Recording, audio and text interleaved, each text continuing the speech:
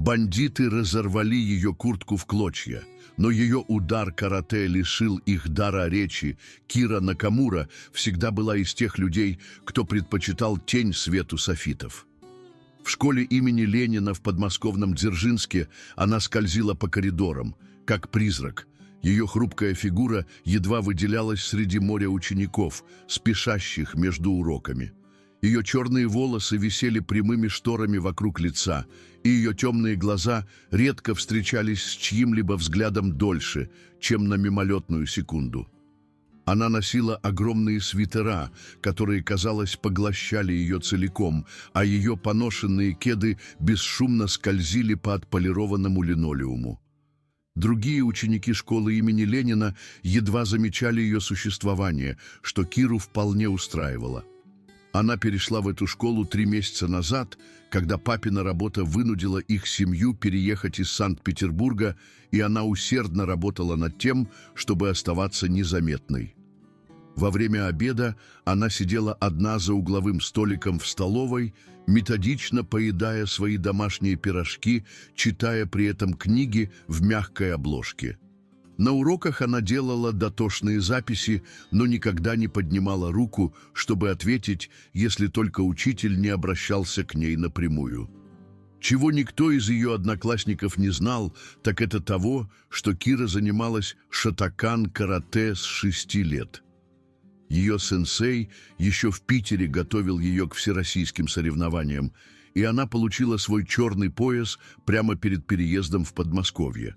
Мозоли на ее костяшках пальцев и едва заметные мышцы на руках были скрыты под ее мешковатой одеждой, и она сознательно решила никому не упоминать о своем прошлом в боевых искусствах в своей новой школе.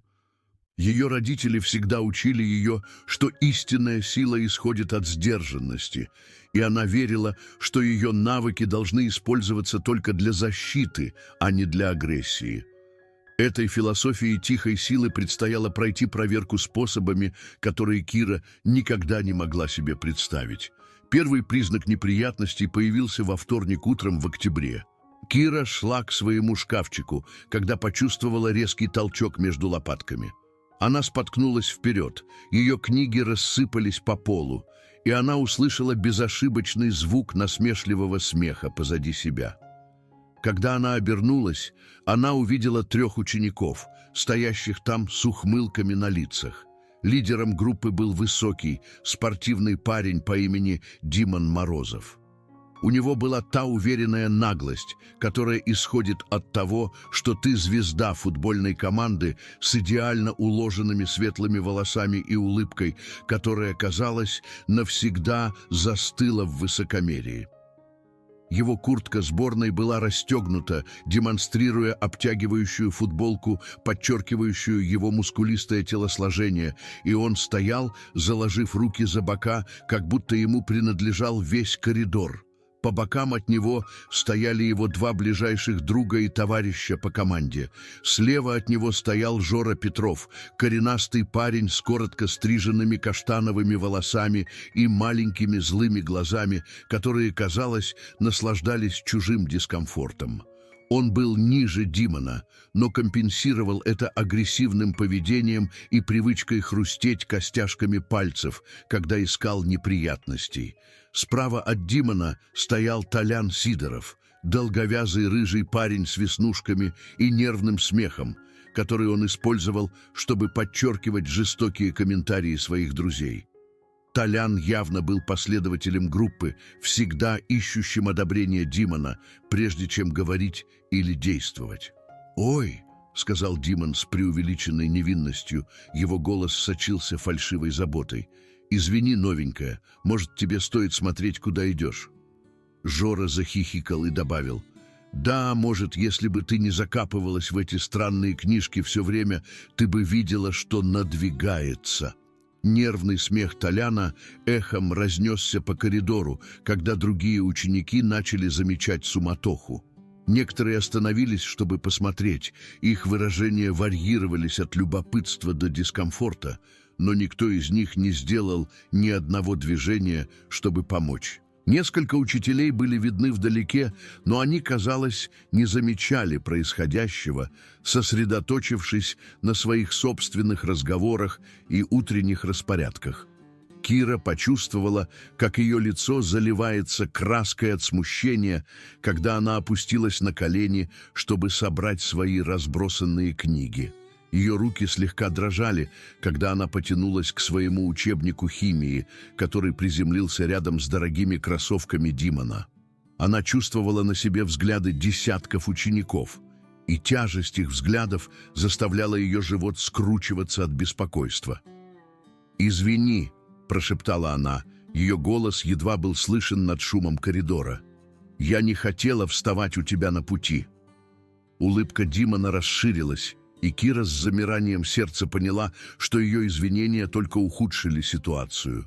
Она проявила слабость, а такие хищники, как Димон Морозов, чуют страх за версту. «Вы слышали это?» — объявил Димон своим друзьям. Его голос был достаточно громким, чтобы привлечь еще больше внимания. «Она извиняется за то, что встала у меня на пути. Это очень любезно с твоей стороны, узкоглазая». Расистское оскорбление поразило Киру как физический удар, и она почувствовала, как ее щеки горят от стыда и гнева. Ей хотелось встать и поправить его, сказать ему, что она наполовину японка, наполовину русская, и что его невежество бросается в глаза, но слова застряли у нее в горле. Вместо этого она крепче прижала к себе книги и попыталась исчезнуть в себе. «Вообще-то, я думаю, она, наверное, из этих вьетнамских беженцев», — вставил Жора, его голос был полон притворного любопытства. «Мой папа говорит, что их сейчас полно в Москве». Толян снова издал свой нервный смех и добавил: «Может, она по-русски не говорит. Это объясняет, почему она все время такая тихая». Толпа зевак стала больше, и Кира слышала шепот и хихиканье учеников, собравшихся, чтобы посмотреть на ее унижение. Она чувствовала себя совершенно одинокой в этот момент, окруженной людьми, но совершенно изолированной их жестокостью и безразличием. «Оставьте ее в покое, Димон».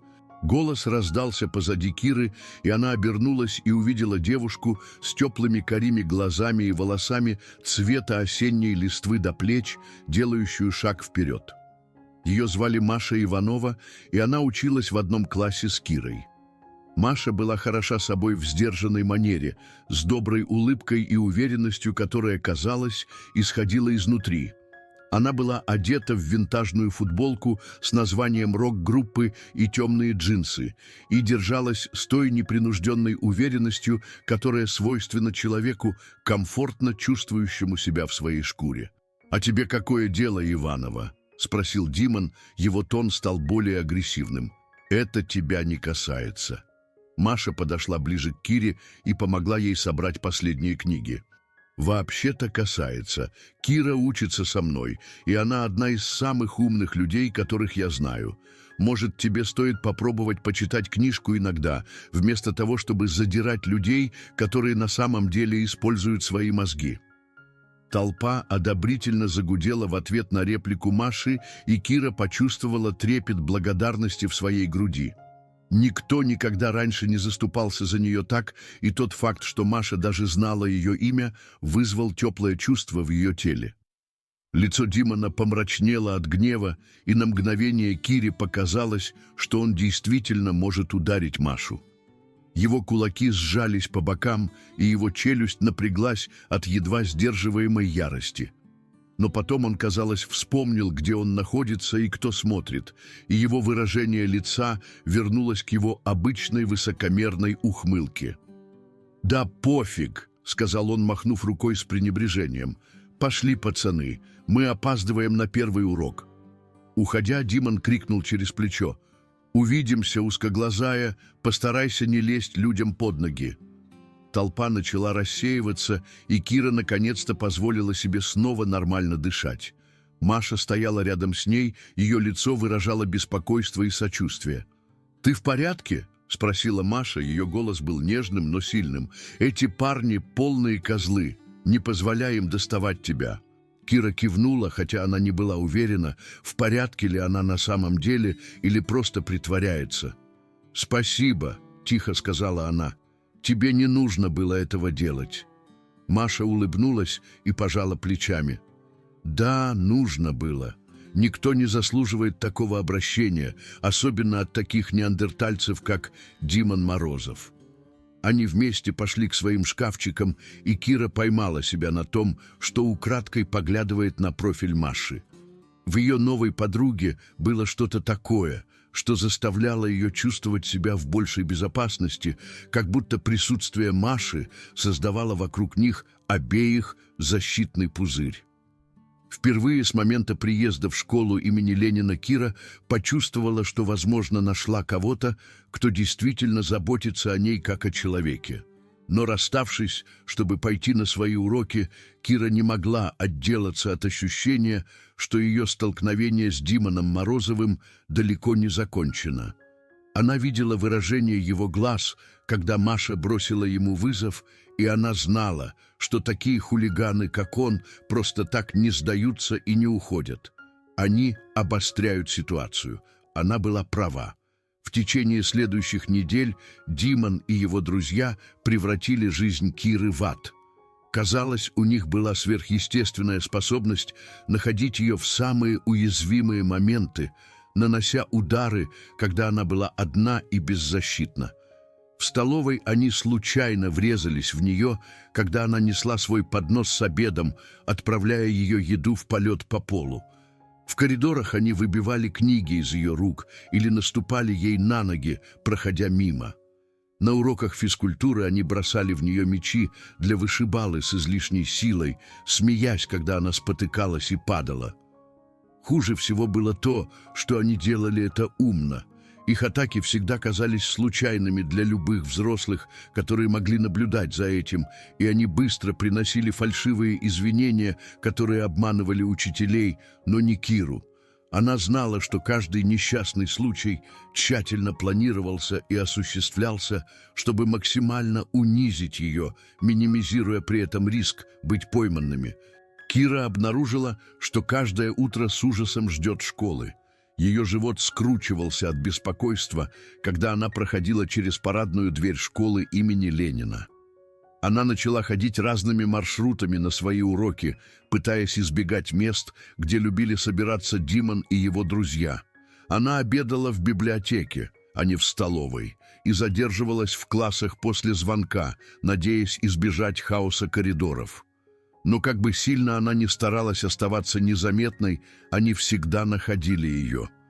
Ситуация достигла нового уровня жестокости холодным ноябрьским утром, когда Кира шла к своему шкафчику перед первым уроком.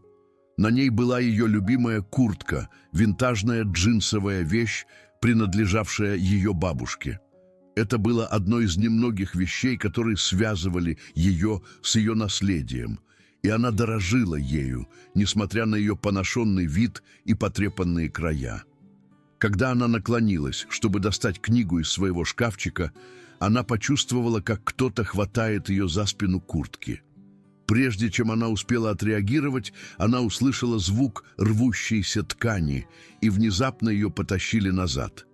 Она обернулась и увидела Димона Морозова, держащего большой кусок рукава ее куртки. Его лицо было искажено притворным беспокойством. «О, нет!» — сказал он голосом, сочившимся фальшивым сочувствием. «Кажется, твоя куртка развалилась на части. Вот что бывает, когда покупаешь одежду в секонд-хенде, наверное». Жора и Толян стояли позади него. Оба ухмылялись с жестоким удовлетворением. Жора держал еще один кусок ткани куртки, а Толян уже тянулся к оставшимся ниткам, свисавшим с плеча Киры. «Пожалуйста», — прошептала Кира. Ее голос дрожал от волнения. «Пожалуйста, не надо. Это было моей бабушке». Улыбка Димона расширилась, когда он услышал отчаяние в ее голосе. «О, это семейная реликвия, это делает ее еще более жалкой. Твоя бабушка получила ее из лагеря для беженцев». Расистский комментарий поразил Киру как пощечина, но еще больнее было смотреть, как куртка ее бабушки уничтожается на ее глазах. Она почувствовала, как на ее глаза наворачиваются слезы. И она знала, что как только они начнут капать, ее унижение будет полным. «Прекратите!» Голос Маши прорезал толпу зевак, как меч. И внезапно она была там, стоя между Кирой и ее мучителями. Ее лицо покраснело от гнева, и ее руки были сжаты в кулаки по бокам. «Вы отвратительны», — сказала Маша. Ее голос дрожал от ярости. «Все трое. Как вы можете просто стоять и уничтожать чужую собственность вот так?» Выражение лица Димона ожесточилось, и Кира увидела, что вмешательство Маши вывело его из себя. Он подошел ближе к Маше, используя свой рост и комплекцию, чтобы попытаться запугать ее. «Знаешь что, Иванова, ты начинаешь меня реально раздражать. Может, тебе нужно научиться не лезть не в свое дело». Маша стояла на своем, отказываясь быть запуганной. «А может, тебе нужно научиться задирать кого-то своего размера». Толпа вокруг них затихла, чувствуя, что вот-вот произойдет что-то важное. Даже обычная болтовня и шум коридора, казалось, утихли, оставив только звук дыхания и отдаленное гудение люминесцентных ламп. Димон протянул руку и схватил Машу за запястье. Его хватка была достаточно сильной, чтобы оставить следы. «Я думаю, пришло время кому-то преподать тебе урок уважения». В этот момент что-то внутри Киры наконец сломалось. Ее всю жизнь учили, что насилие никогда не является ответом, что истинная сила исходит от сдержанности и самоконтроля. Ее сенсей вдолбил ей в голову важность использования ее навыков только для защиты, никогда для агрессии или мести. Но, наблюдая, как Димон Морозов хватает Машу за запястье, видя, как страх мелькает на лице ее подруги, Кира поняла, что иногда защита требует действий. «Отпусти ее!» Голос Киры был тихим, но в ее тоне было что-то такое, что заставило всех в коридоре обернуться, чтобы посмотреть на нее. Она стояла прямее, чем кто-либо когда-либо видел ее стоящей. Ее плечи были расправлены, а подбородок поднят. Слезы высохли на ее щеках, и ее темные глаза горели огнем, которого никто из них никогда раньше не видел. Димон засмеялся, но в его голосе была нотка неуверенности. «Что ты собираешься с этим делать, узкоглазая? Кунг-фу мне покажешь». Я сказала: «Отпусти ее». На этот раз голос Киры был сильнее, более властным. Она сделала шаг вперед, и что-то в ее движении заставило Димона инстинктивно отступить на шаг назад. Он все еще держал Машу за запястье, но его хватка слегка ослабла. «Знаешь что?» — сказал Димон. Его голос становился громче, когда он пытался восстановить контроль над ситуацией. «Я думаю, вам обеим уродкам нужно знать свое место». Он сильно толкнул Машу, отправив ее, спотыкаясь, назад в ряд шкафчиков. Звук удара ее тела о металлические двери эхом разнесся по коридору, и Кира услышала, как Маша задыхается от боли, когда она сползла на пол. В этот момент самоконтроль Киры окончательно исчез. Она двигалась со скоростью и точностью, которые шокировали всех, кто наблюдал за ней. В один момент она стояла в метре от Димона, а в следующий момент она была прямо перед ним. Ее правая рука выстрелила молниеносным ударом, который попал ему в солнечное сплетение. Димон согнулся пополам, задыхаясь, его лицо покраснело, когда он пытался дышать. Прежде чем он успел прийти в себя, левая рука Киры поднялась в идеальном апперкоте, который соединился с его подбородком. Голова Димона откинулась назад, и его глаза расширились от шока и боли. Он споткнулся назад, его руки взлетели к лицу, когда из его носа потекла кровь. «Ты сумасшедшая!» — начал было Жора, но его слова были прерваны, когда Кира развернулась и нанесла сокрушительный удар ногой с разворота в его живот. Удар пришелся с глухим стуком, и Жора рухнул на пол, свернувшись калачиком из куля. Толян попытался убежать, но Кира была быстрее. Она схватила его за воротник рубашки и развернула, затем выбила его ноги из-под него идеально выполненной подсечкой. Толян рухнул на пол, его голова ударилась о линолеум со звуком, от которого несколько зевак вздрогнули. Вся конфронтация длилась меньше 30 секунд, но всем, кто наблюдал за ней, она показалась вечностью. В коридоре было совершенно тихо, если не считать звука затрудненного дыхания Димона и тихих стонов боли Жоры. Кира стояла над своими побежденными мучителями, ее грудь быстро поднималась и опускалась, когда адреналин тек по ее системе. Ее черные волосы упали на лицо, и ее темные глаза все еще горели едва сдерживаемой яростью. Она выглядела совершенно другим человеком, нежели тихая, покорная девушка, которая была их жертвой всего несколько мгновений назад. Димон медленно поднялся на ноги, прижимая руку к кровоточащему носу. Его куртка сборной была порвана на плече, и на его губе был порез, который уже начинал опухать. Он посмотрел на Киру со смесью страха и недоверия, как будто он не мог понять, что только что с ним произошло. «Ты за это заплатишь», — прошептал он. Его голос был полон крови и боли. «Ты понятия не имеешь, с кем связалась». Кира сделала шаг ближе к нему, и Димон инстинктивно отступил назад. Когда она заговорила, ее голос был спокойным и ровным, но в нем был оттенок стали, который заставил всех в коридоре обратить внимание. «Нет», — тихо сказала она, — «это ты понятия не имеешь, с кем связался. Я занимаюсь карате с 6 лет, и я сдерживалась, потому что меня учили, что насилие следует использовать только для защиты. Но ты только что угрожал моей подруге, и это все меняет». Она сделала паузу, ее глаза не отрывались от лица Димона. «Если ты когда-нибудь снова прикоснешься к Маше, если ты когда-нибудь скажешь мне еще один расистский комментарий, если ты когда-нибудь попытаешься издеваться над кем-нибудь еще в этой школе, я сделаю так, что то, что только что произошло с тобой, покажется разминкой. Ты понимаешь меня?» Димон быстро кивнул, его прежнее высокомерие полностью исчезло. Кровь все еще капала из его носа, и его руки слегка дрожали, когда он поднял их в жесте сдачи. «Я могла сломать тебе нос», — продолжала Кира. Ее голос все еще был неестественно спокойным. «Я могла сломать тебе ребра или вывихнуть плечо.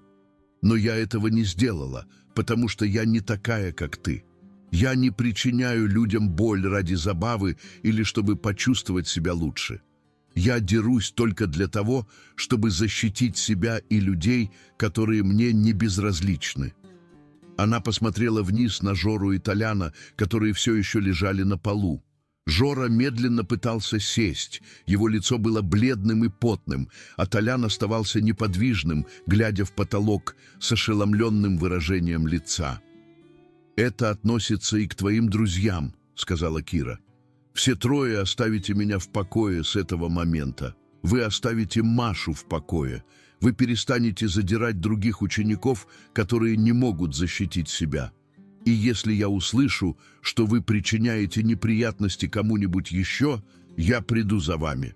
Толпа зевак выросла и включала в себя не менее 50 учеников, и все они смотрели на Киру со смесью благоговения и страха.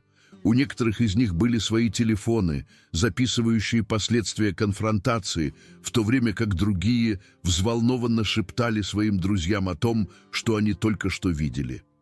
Маша поднялась на ноги и стояла рядом с Кирой, ее лицо сияло от восхищения и благодарности. У нее был небольшой порез на лбу от удара о шкафчики, но в остальном она, казалось, не пострадала. «Ты в порядке?» — спросила Кира. Ее голос немедленно стал нежным и обеспокоенным, когда она повернулась к своей подруге. Маша кивнула, ее глаза наполнились слезами облегчения.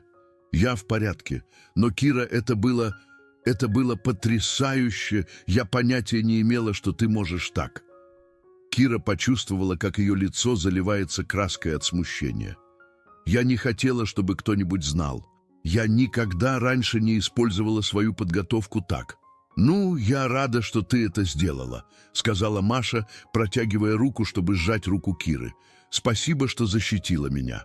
Звук приближающихся шагов заставил всех обернуться и увидеть завуча, Николая Петровича, пробивающегося сквозь толпу со строгим выражением лица. Это был высокий, седовласый мужчина в очках, в тонкой оправе и репутации строгого, но справедливого человека. «Что здесь происходит?» – потребовал он. Его голос прорезал взволнованную болтовню учеников. «Почему трое парней лежат на полу и почему у Морозова кровь на лице?» Прежде чем кто-либо успел ответить, дюжина голосов заговорила одновременно. Каждый ученик стремился поделиться своей версией произошедшего. Николай Петрович поднял руку, требуя тишины, затем посмотрел прямо на Киру. «Накамура», — сказал он. Его голос был на удивление спокойным. «Я полагаю, вы собираетесь сказать мне, что действовали в целях самообороны?» Кира кивнула, ее сердце колотилось в груди. «Да, Николай Петрович». Димон схватил Машу и толкнул ее в шкафчике. Я пыталась защитить ее. Николай Петрович оглядел толпу учеников, многие из которых кивали в знак согласия с рассказом Киры. Он проработал в школе имени Ленина 15 лет и видел тип Димона Морозова раньше. Он также знал, что Кира Накамура никогда не попадала в неприятности, в то время как у Димона и его друзей было досье, полное дисциплинарных отчетов. «Кто-нибудь еще видел, что произошло?» – спросил он. Хор голосов подтвердил рассказ Киры. При этом несколько учеников заявили, что видели, как Димон разорвал ее куртку и схватил Машу за запястье. Николай Петрович внимательно слушал, его выражение лица становилось все более серьезным с каждым свидетельством. «Морозов», — сказал он наконец, поворачиваясь к Димону, — «тебе и твоим друзьям нужно добраться до медпункта. Потом вы придете в мой кабинет, чтобы обсудить ваше отстранение». Лицо Димона побледнело. «Отстранение? Но это она нас ударила!» «После того, как вы напали на другого ученика», — резко ответил Николай Петрович. «В нашей школе действует политика нулевой терпимости к издевательствам, и, видимо, потребовалось, чтобы кто-то пострадал, чтобы вы усвоили этот урок». Когда Димон и его друзья заковыляли в сторону медпункта, Николай Петрович повернулся обратно к Кире. «Накамура, мне нужно будет поговорить и с вами, но я хочу, чтобы вы знали, что, основываясь на том, что я услышал здесь сегодня, вам не грозит никаких дисциплинарных взысканий. Вы явно действовали в защиту себя и другого ученика». Кира почувствовала, как волна облегчения накрыла ее. «Спасибо, Николай Петрович». «Однако», — продолжил Николай Петрович, — «мне интересно ваше прошлое в боевых искусствах. Это была впечатляющая техника». «Я занимаюсь шотокан-карате большую часть своей жизни», — призналась Кира, «но мне никогда не приходилось использовать его в настоящем бою». Николай Петрович задумчиво кивнул. «Ну, я надеюсь, вам не придется использовать его снова. Но я рад, что вы знали, как защитить себя и свою подругу». Когда Завуч ушел и толпа начала рассеиваться, Маша взволнованно схватила Киру за руку. «Это было невероятно!» – прошептала она. «Ты двигалась, как что-то из фильма. Где ты научилась так драться?» Кира застенчиво улыбнулась. «Мой сенсей, он всегда говорил мне, что лучший бой – это тот, которого не пришлось давать. Но если все-таки приходится драться, то нужно закончить его быстро и решительно». «Ну, ты определенно закончила его», — сказала Маша со смехом. «Ты видела лицо Димона, когда ты ударила его. Я не думаю, что он мог поверить в то, что происходит». В течение следующих нескольких дней весть о конфронтации распространилась по школе имени Ленина, как лесной пожар. Ученики, которые никогда раньше не разговаривали с Кирой, внезапно подходили к ней в коридорах. Некоторые, чтобы поздравить ее, а другие просто, чтобы удовлетворить свое любопытство по поводу тихой девушки, которая победила звезду футбольной команды. История разрасталась в пересказах, и каждая версия становилась все более драматичной и преувеличенной. Некоторые ученики утверждали, что Кира отбросила Димона через весь коридор, в то время как другие настаивали на том, что она использовала какой-то древний японский прием владения мечом. Правда была достаточно впечатляющей, но легенда, которая выросла вокруг нее, была еще более впечатляющей. Димон Морозов и его друзья вернулись в школу после трехдневного отстранения, но это были совершенно другие люди. Димон ходил по коридорам, опустив голову, избегая зрительного контакта с другими учениками. Наглость исчезла из его походки, и казалось, что он постарел на несколько лет за несколько дней. Жора и Толян держались рядом с ним, но они тоже казались подавленными и осторожными. Что еще более важно, издевательства прекратились полностью, не только против Киры, но и против других учеников. Распространился слух, что в школе имени Ленина есть кто-то, кто не потерпит такого поведения, и атмосфера в школе начала меняться к лучшему. Кира оказалась в странном положении, будучи одновременно и боящейся, и уважаемой. Ученики уважительно кивали, когда проходили мимо нее в коридорах, а некоторые из более младших, более уязвимых детей обращались к ней, когда у них возникали проблемы с хулиганами. Ей больше никогда не приходилось использовать свои навыки боевых искусств, но простое знание того, что она ими обладает, казалось достаточным, чтобы держать потенциальных нарушителей спокойствия на расстоянии. Ее отношения с Машей также углубились. Они стали проводить больше времени вместе, занимаясь в библиотеке и обедая в столовой. Маша познакомила Киру со своим кругом друзей, и впервые с момента приезда в школу имени Ленина Кира почувствовала, что действительно принадлежит к какому-то месту. Однажды днем, примерно через месяц после конфронтации, Кира шла к своему шкафчику, когда услышала, как кто-то зовет ее по имени. Она обернулась и увидела приближающегося Димона Морозова. Его лицо выражало нервозность и неуверенность. «Я могу поговорить с тобой минутку?» — спросил он тихим и уважительным голосом. Кира кивнула, интересуясь, что он мог захотеть ей сказать. Димон глубоко вздохнул и посмотрел прямо ей в глаза.